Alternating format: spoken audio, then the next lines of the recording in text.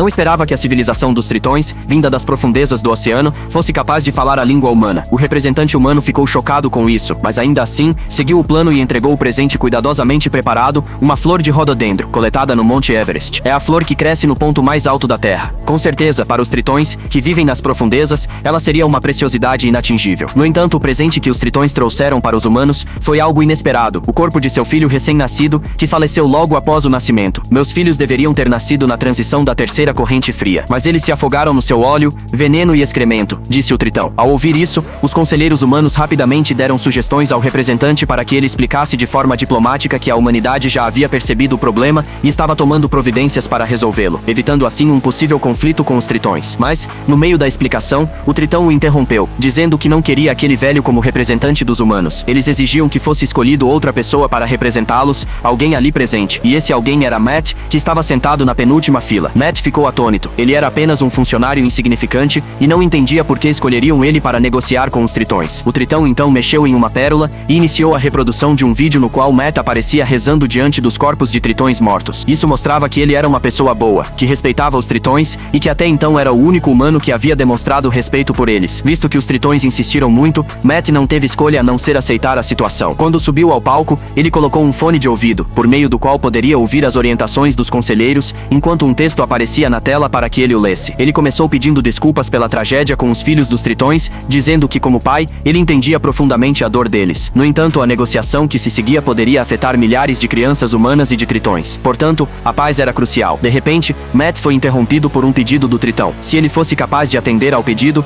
tudo estaria resolvido. E o pedido foi que Matt bebesse um copo de água, olhando para o líquido que diante dele parecia uma substância que poderia ser classificada na tabela periódica. Os humanos decidiram que o copo fosse dado a Buckley, que, sob a orientação de Kate, optou por recusar. Estava claro que os tritões queriam usar a poluição ambiental como argumento. Quando Matt olhou para o texto com suas palavras pomposas, Buckley decidiu não continuar sendo um fantoche. O tritão havia escolhido ele para ser o embaixador, então deveria esperar uma resposta sincera. Não suportando mais, Buckley retirou os fones de ouvido e passou a criticar os capitalistas que ignoram a destruição ambiental, assim como os cidadãos comuns que não se importam com isso. Seu discurso teve grande sucesso. Ele se sentiu como um herói, mas ao olhar para trás, viu que o rosto do general estava escurecido de raiva. Após negociações na ONU, os países rapidamente chegaram a um consenso. À medida que as relações entre os tritões e os humanos se aqueceram, as negociações retomaram seu curso. Os humanos prometeram que nos próximos 40 anos, até 265, reduzirão em 50% a emissão de poluentes. Mas isso claramente não foi o suficiente para satisfazer os tritões. 40 anos era tempo demais.